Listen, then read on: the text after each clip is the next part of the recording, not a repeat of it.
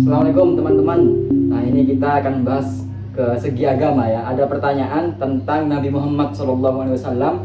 Apakah beliau juga ada sisi-sisi yang bisa dikritisi? Maka apa sisi negatif dari Nabi Muhammad SAW? Jadi ada beberapa poin. Ada 1, 2, 3, 4, 5. Ada 5 poin. Yang pertama, Nabi Muhammad itu pernah merasa takut kepada omongan manusia daripada menyatakan kebenaran dari Tuhannya. Ini ada di Al-Ahzab ayat 37. Kita lihat ayatnya. Dan ingatlah ketika engkau, wahai Nabi Muhammad, berkata kepada orang yang telah diberi nikmat oleh Allah, dan engkau juga telah memberi nikmat kepadanya, pertahankanlah terus istrimu dan bertakwalah kepada Allah, sedang engkau menyembunyikan di dalam hatimu apa yang akan dinyatakan oleh Allah. Nah, ini artinya soal rumah tangga ya. Tahanlah terus istrimu dan bertakwalah kepada Allah, sedang kamu menyembunyikan di dalam hatimu apa yang Allah akan menyatakannya, dan kamu takut kepada manusia, sedang Allah lah yang lebih berhak untuk kamu takuti. Ini tafsirnya adalah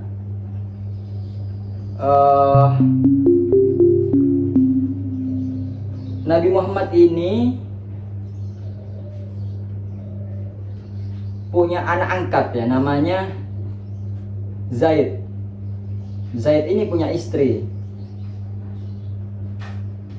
Zaid bin Harithah ini adalah anak angkatnya Nabi Muhammad SAW.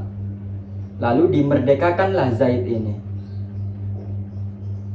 Zaid ini punya istri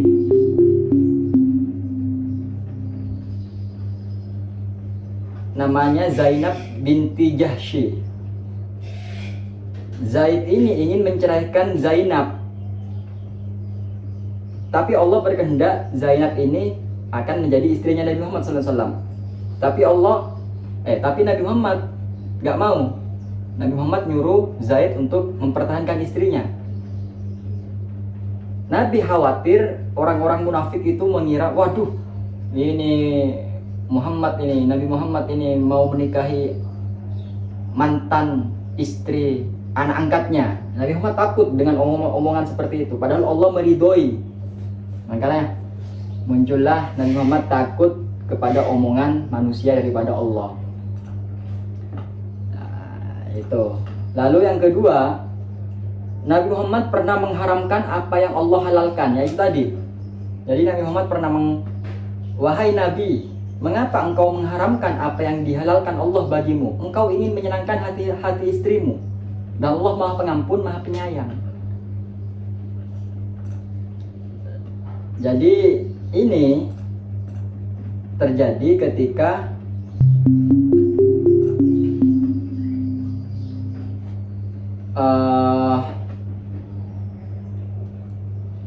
Nabi ini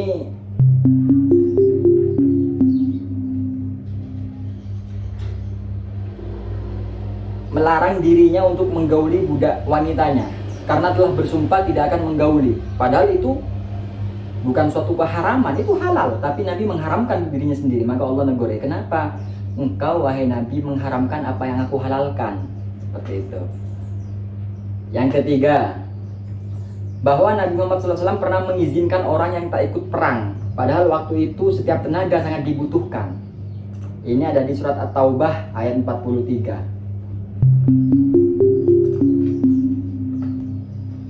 Nih, afallahu anka lima aginta lahum hatta yatabayyana lakal ladzina shadaqu wa ta'lamal kadhibin. Semoga Allah memaafkanmu. Mengapa kamu memberi izin kepada mereka untuk tidak pergi berperang sebelum jelas bagimu orang-orang yang benar dalam keuzurannya, dan sebelum kamu ketahui orang-orang yang berdusta. Jadi Nabi itu meng-ACC, ada sahabat yang nggak mau ikut perang, ya weslah nggak apa-apa. Allah ini nggak setuju. Jadi itulah, Nabi pernah mengizinkan untuk tidak pergi berperang sahabatnya, sedangkan Allah ingin ayo jihad karena sekarang situasinya masih genting, seperti itu. Lalu selanjutnya, Nabi Muhammad juga bisa lupa mengucapkan insyaallah. Ini ada di Al-Kahfi ayat 23-24. Dan janganlah mengatakan sesuatu yang engkau berniat untuk melakukannya, aku akan melakukan sesuatu besok, kecuali engkau menggantungkan ucapanmu dengan kehendak Allah, insya Allah. Yang Nabi juga lupa mengucapkan insya Allah. Nah, yang terakhir, Nabi juga manusia biasa seperti kita.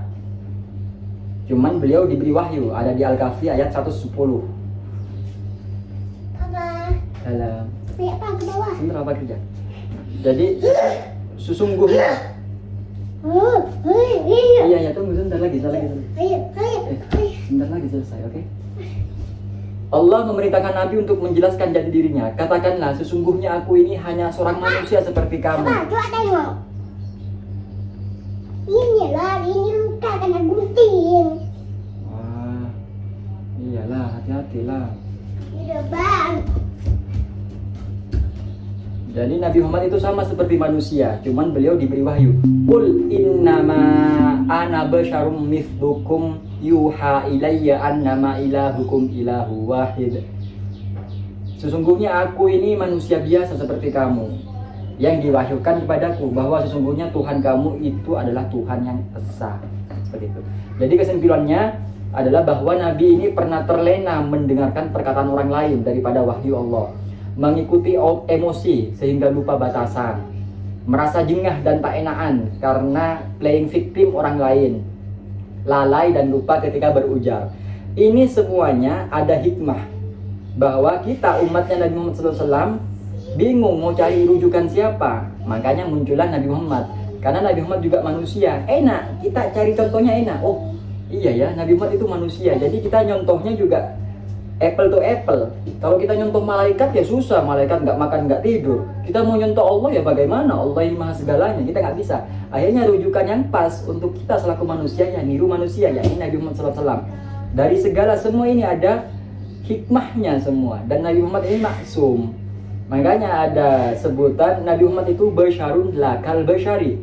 Nabi Muhammad itu manusia, tapi nggak seperti manusia. Apa sebabnya? Kelalaiannya beliau itu ada hikmahnya, sehingga seandainya Nabi nggak lalai saat itu, maka tidak akan muncul hukum, tidak akan muncul solusi. Itulah, Nabi juga pernah lupa rokaat saat sholat. Kalau Nabi nggak pernah lupa, maka akan bingung cara solusi jika ada orang yang lupa. Bagi umatnya, ini keren. Makanya kelalaian-kelalaian ini menunjukkan bahwa Nabi Muhammad ini bukan Tuhan. Maka celah untuk menganggap Nabi ini Tuhan itu tidak ada. Karena Nabi juga manusia yang sama-sama punya sifat manusiawi, namun Nabi diberi wahyu. Dan Allah pun skenario terbaik lebih tahu bahwa kelalaian Nabi pun sudah memang direncanakan di Lauhil Mahfuz. Sementara itu, Masya Allah, Subhanakallahumma bihamdika asyhadu an la ilaha illa anta astaghfiruka wa atubu ilaik. Assalamualaikum warahmatullahi wabarakatuh.